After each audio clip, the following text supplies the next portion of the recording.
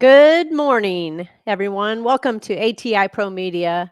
I'm Toni Dunker, filling in for Brady, who's skipped out on us this morning. So you're going to have Tuesdays with Toni today. Um, I would just want to welcome everyone here and tell you, the markets may be a little bit quiet today. They're kind of taking sidelines to some of the other news stories that are out there. But obviously, at any moment in time, you can find out that this market can change and flip directions just as easy as anything else can. So, pretty important stuff. Welcome, and hopefully, your day is starting out as beautiful as our day has been here. It's about 60 degrees, full sun on. After we had a nice 1 inch and 9/10 of rain over the weekend. No one is complaining around here about the rain. We have had great planting progress in Western Illinois. Some folks done with beans.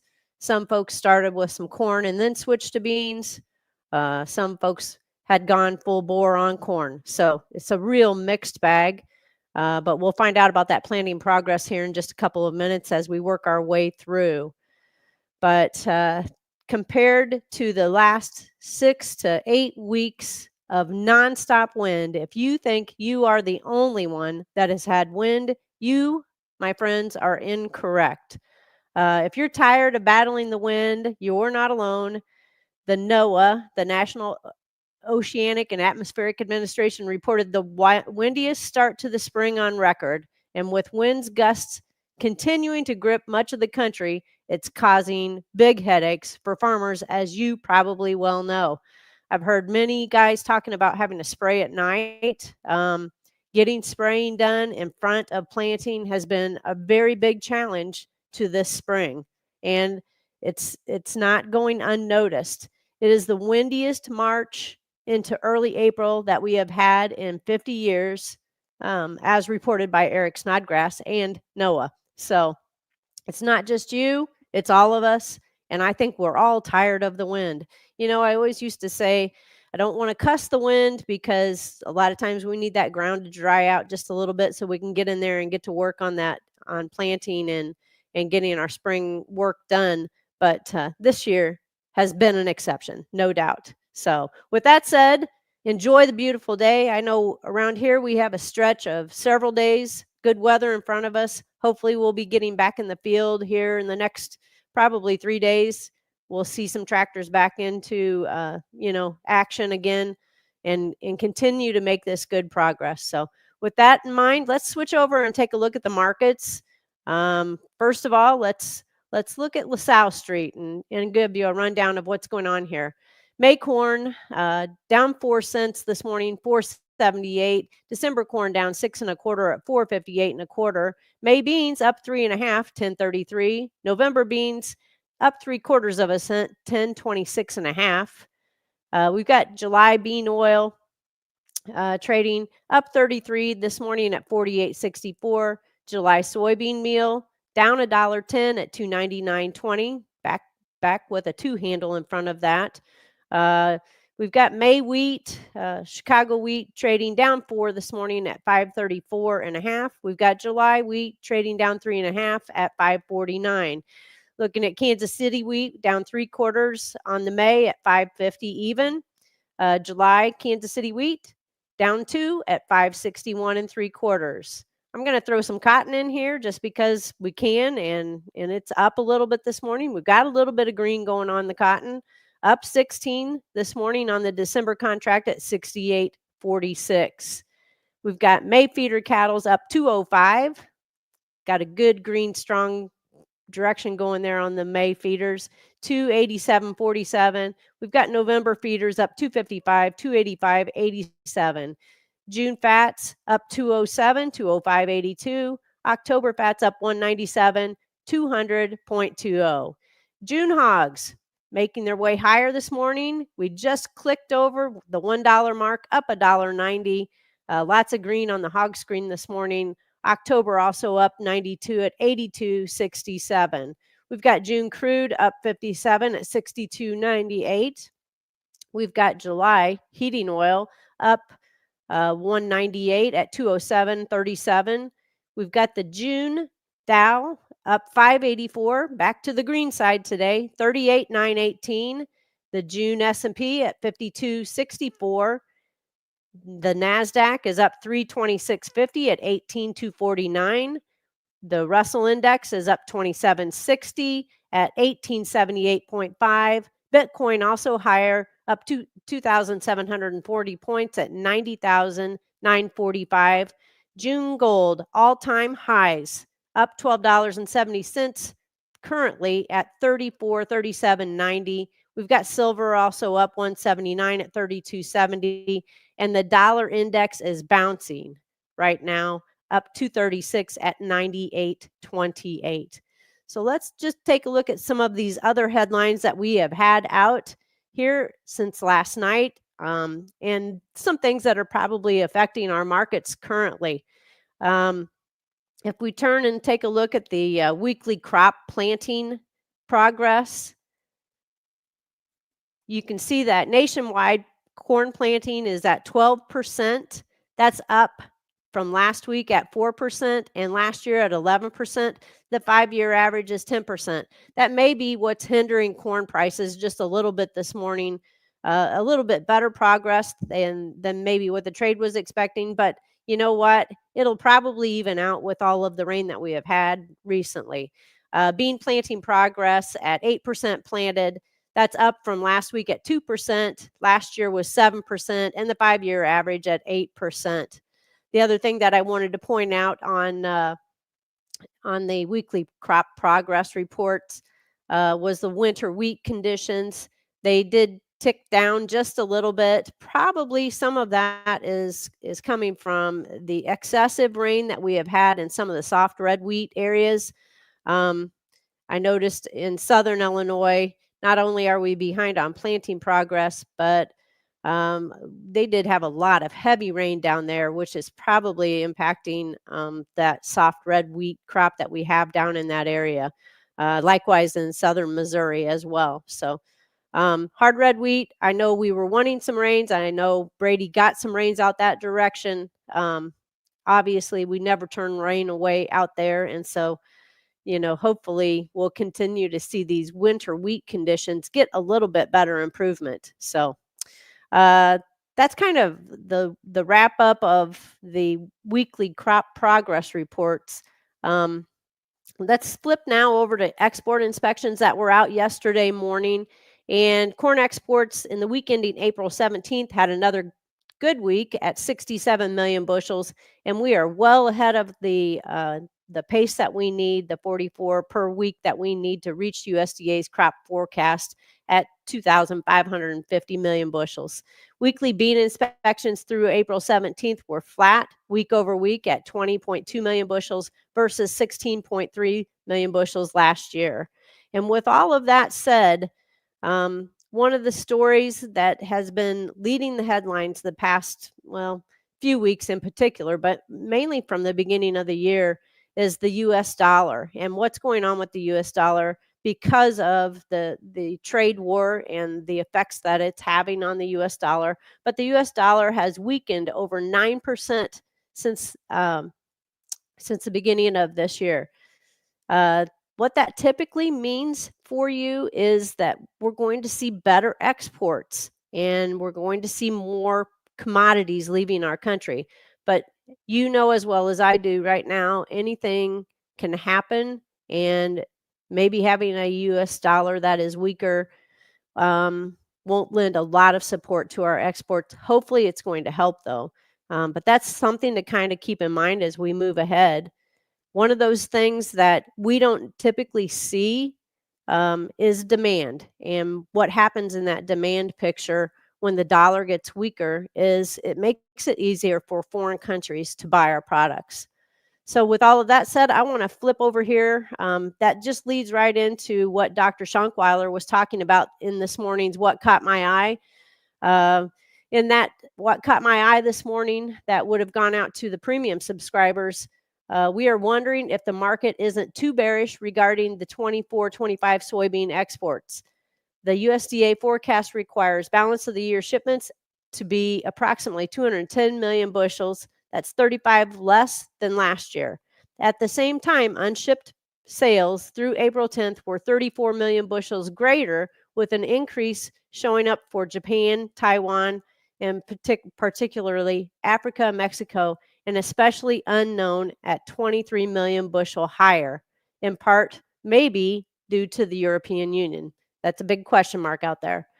The Gulf currently has a $12 to $14 per metric ton advantage over Brazil to the European Union, and July and August FOB values seem to favor the Gulf over Brazil. That's all really good news. So with this slide that we just popped up here, and thanks to Rick for running the slides in the background, because I've got too many other things going on here on my laptop. But I wanted to point out in particular the corn shipments and that slide. As we look at the 24-25 corn shipments, the purple line is just showing you where we are at versus where we were at in 23-24 and in 22-23.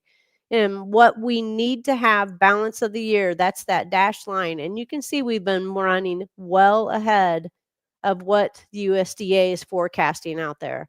That's all good news for you as a row crop producer. The shipments, the export numbers have been very supportive to our markets, and it kind of continues to be an unknown as to where we will land at, once we get further past that June, July timeframe.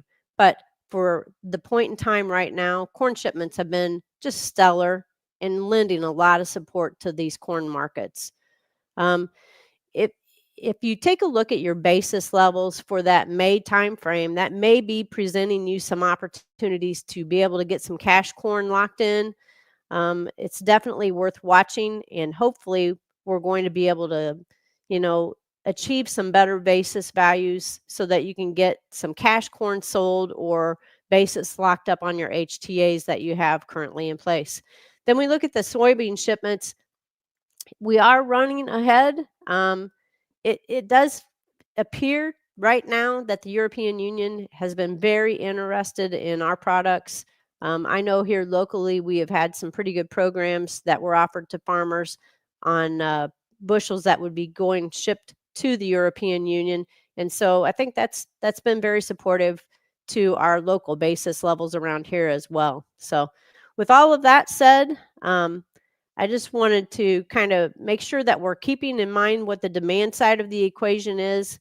Right now, we're going full blast into planting, and it feels like we're going to have a lot of corn acres. Obviously, it will be a little bit weather dependent on if the farmer can continue to plant corn, or if they get to that stopping point about the middle part of May and decide that they're going to switch to beans. I just want to give you a reminder that May options go off on Friday of this week. And with that said, August cereal options will start trading on Monday. But if you have some old crop May put options or old crop May corn options calls, you may want to be taking a look at what you can do with those. I know we've been working on those the last 10 days or so, trying to get things kind of tidied up as far as evening up bushels that we have in the bin yet to sell. Taking a look at the opportunities that we've been presented with in that May timeframe as far as cash prices go. And maybe we are switching from having some put coverage on unsold bushels over to making some sales and getting some July calls bought. It's been pretty reasonable to be able to make that switch over. And if you've got basis levels that are allowing you that opportunity to get your prices set, just keep in mind you want to stay balanced and you want to keep a percentage of that ownership going forward in case we have some really good news that would hit this marketplace and propel the corn prices to that next level higher that we haven't been at. It's really easy to get kind of lulled to sleep in this time frame because you're not focused on the markets, and the markets have been very choppy, sideways trade, for the last few days, not really presenting a lot of opportunities and not making you want to pay attention to the markets. And a lot of times that will be a time frame that will present an opportunity. So I can't emphasize to you enough that it's a really good idea to have some target offers working out there on your new crop bushels besides your old crop bushels. And, it doesn't take very much for December corn to make that jump up and present you an opportunity, and it can be so quick lived. Just have the offers working with your elevator to make those sales, and then come back and buy the call to stay balanced. I know Brady has talked about that a lot in the premium videos about how we need to just continue to market this product, market this crop that we are getting ready to plant right now. Um, don't get lulled to sleep. I think that's probably the bottom line at this point. It's pretty easy when the market trades up 3 and then back down 4, and beans might go up 10, and by midday they're, back down 3. It's really easy to get lulled to sleep. And this is not a time frame to do that, because um, we can certainly get we can get opportunities to do some marketing while we are planting and really busy. So, any comments out there that we may want to take a look at this morning? And I'm going to flip over here and take a look and see what the comments are looking like. Farmer Brett, the ground drying out has never been a wish of a Western Kansas farmer, and send some of the rain south and west. And I will definitely try to share the wealth on the rain.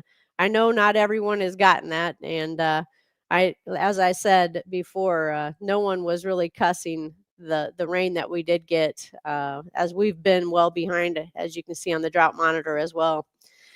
Seems like during the busy spring, it tends to be better wheat and corn prices, and I would agree with you. It seems like we get those pricing opportunities in this May, June timeframe, and on old crop, you will get some good basis opportunities to be able to set some basis. And maybe, everybody is always like, well, Toni, I'm not going to have time to deliver. I'm going to be busy planting. And my thing is, generally, we're either going to get it planted and you'll have time to deliver those better basis values, or you're going to get a rain out and you will get some time to get those bushels hauled off. So it's usually presenting a good opportunity during this time frame to get something done. So with all of that said, the market's being a little bit sleepy-eyed this morning. I think we just got to continue to watch weather. Weather is going to be the dominant factor. Without anything happening on the trade front that would be positive. So as the weather goes, the markets will go.